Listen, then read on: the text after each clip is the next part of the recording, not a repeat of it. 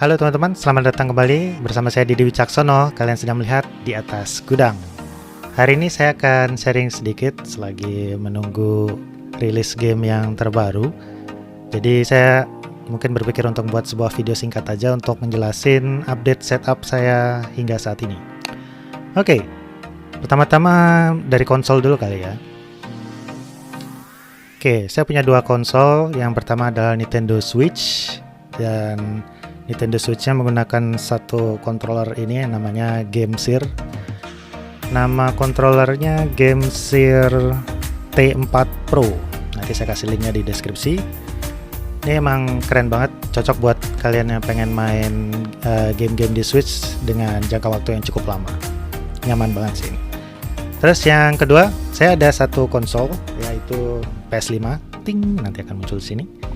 Yang dimana itu adalah PS5, ya PS5 dengan controller yang seperti ini. Dan controllernya ini adalah DualSense yang ada adaptifnya gitu.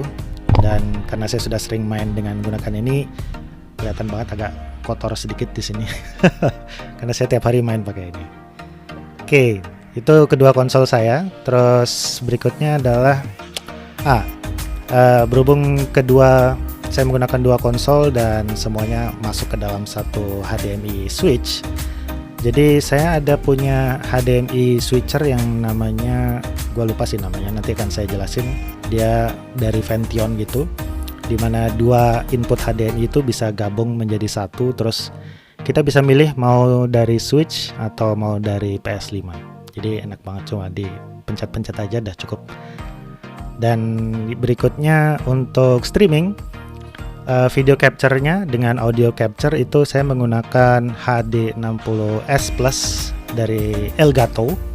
Dan ya lumayan sih, ini satu device yang lumayan cukup mahal ya, karena dia bisa sekalian untuk memasukkan input ke dalam monitor. Jadi ada dua output gitu. Jadi yang satu ke monitor dan yang satu ke laptop.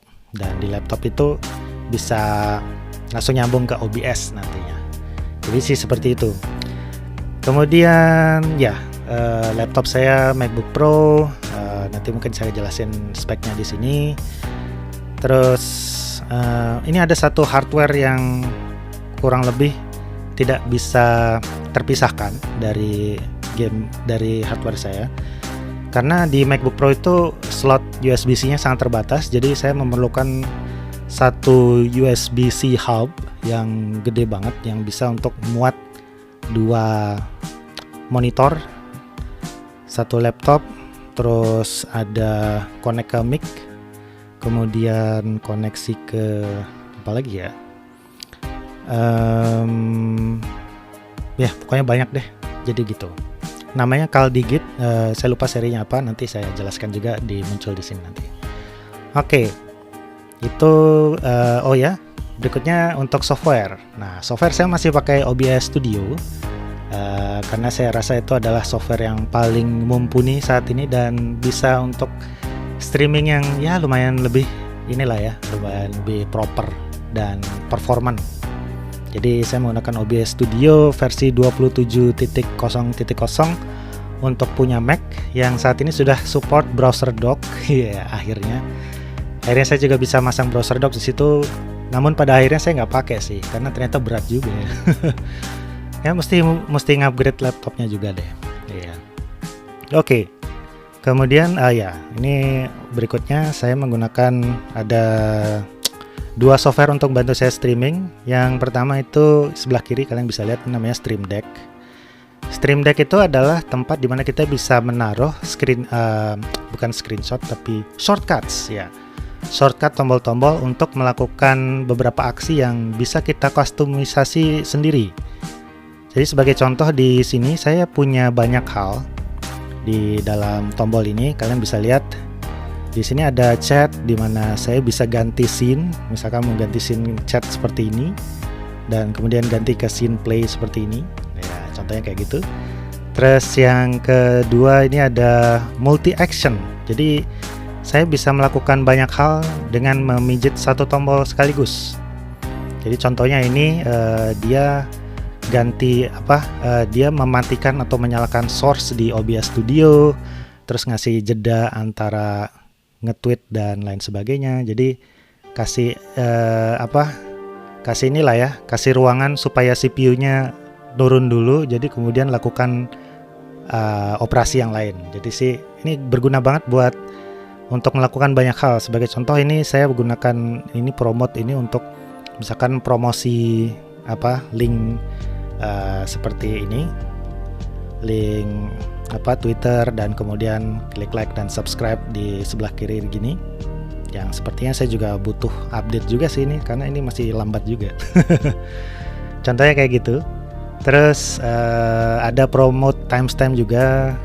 Misalkan ini saya bisa membuat satu promote timestamp ini mempromosikan sesuatu di sebelah kanan atas itu sambil mengganti scene. Jadi scene-nya itu nanti akan direcord masuk ke dalam sebuah file yang kurang lebih nanti tampilannya seperti ini. Jadi ada sebuah extension di OBS Studio namanya InfoWriter yang kita bisa merecord kapan scene tersebut diganti. Jadi saya bisa langsung bikin timestamp segera setelah live. Nyaman banget bukan? Iya. Jadi itu dia. Terus apa lagi ya? Ya, ini ada tombol untuk record, terus ini ada tombol untuk streaming, tombol untuk mematikan atau menyalakan mikrofon, intro song, atau mungkin sound dari game capture juga bisa. Ya, jadi seperti itu. Atau bahkan bisa bikin multi actionnya tuh dibikin toggle. Jadi sebagai contoh, ini adalah movie mode di mana kamera di mana video saya akan hilang dan kalian akan full hanya untuk melihat videonya saja. Contohnya seperti ini. Dan ketika saya kembali, nah saya sudah kembali lagi seperti itu. Movie mode-nya maka selesai. Saya juga bisa langsung ke scene be right back. Contohnya kalau misalkan saya tiba-tiba harus pergi ke toilet. Jadi kan langsung kembali lagi seperti ini. Nyaman kan? Dan apa lagi ya? Oh ya, dan tentunya untuk scene ending juga bisa. Nah, jadi seperti itu untuk saat ini. Dan kita bisa naruhnya dalam folder-folder tertentu sih. Jadi kalau misalkan kalian punya satu set action gitu, kalian bisa taruh dalam folder tertentu supaya kalian bisa gunakan itu dengan cepat dan terstruktur rapi. Asik banget kan? Ya, itulah dia. Satu lagi adalah saya masih pakai softwarenya dari YouTube Studio untuk live streaming dan segala macam. Sebagai contoh, kalau misalkan saya pengen nge-schedule satu game streaming, saya bisa langsung reuse setting yang sebelumnya. Jadi saya cukup menggunakan setting yang sebelumnya supaya menghemat waktu. Atau mungkin ya saya bisa menggunakan setting sebelumnya untuk game yang lain. Jadi saya tidak perlu untuk nulisin deskripsi atau ngasih thumbnail dari masing-masing live streaming. Jadi saya bisa kustomisasi dengan cepat. Ya contohnya sih untuk ngasih link-link berikut ini ya untuk di setiap video saya. Gitu, cepet banget kan? Iya. Oke, kayaknya tapi itu aja yang bisa saya share untuk kali ini.